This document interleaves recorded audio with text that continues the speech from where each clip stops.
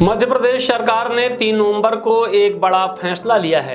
अब राज्य में फसलों की खरीदी व्यवस्था विकेंद्रीकृत यानी छोटे छोटे केंद्रों से बदलकर केंद्रीकृत मॉडल में की जाएगी। यानी अब खरीदी का पूरा सिस्टम भारतीय खाद्य निगम FCI के मुख्य केंद्रों से चलेगा। अब बहुतों को लग सकता है कि इससे किसानों को परेशानी होगी, लेकिन सच ये है कि किसानों के लिए यह बदलाव फायदे का सौदा साबित होगा, क्योंकि मंडियां वहीं रहेंगी, खरीदी केंद्र वहीं रहेंगे। किसान को अपना अनाज उसी जगह बेचना होगा जहां वो पहले बेचता था। बस फर्क इतना है कि अब अकाउंटिंग और भुगतान की प्रक्रिया तेज हो जाएगी।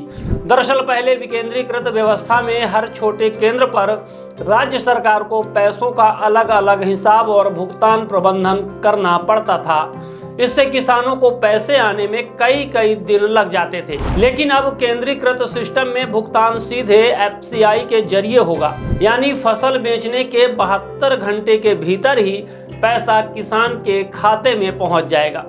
उदाहरण के तौर पर अगर बात करें तो इस बार गेहूं की खरीदी 2600 रुपए प्रति क्विंटल की दर से हो रही है।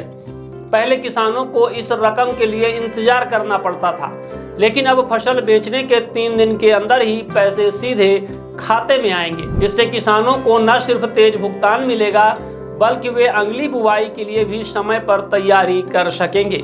सबसे बड़ी बात यह है कि अब उन्हें बिचौलियों या दलालों पर निर्भर नहीं रहना पड़ेगा। वैसे भी FCI की यह प्रणाली कोई नई नहीं है।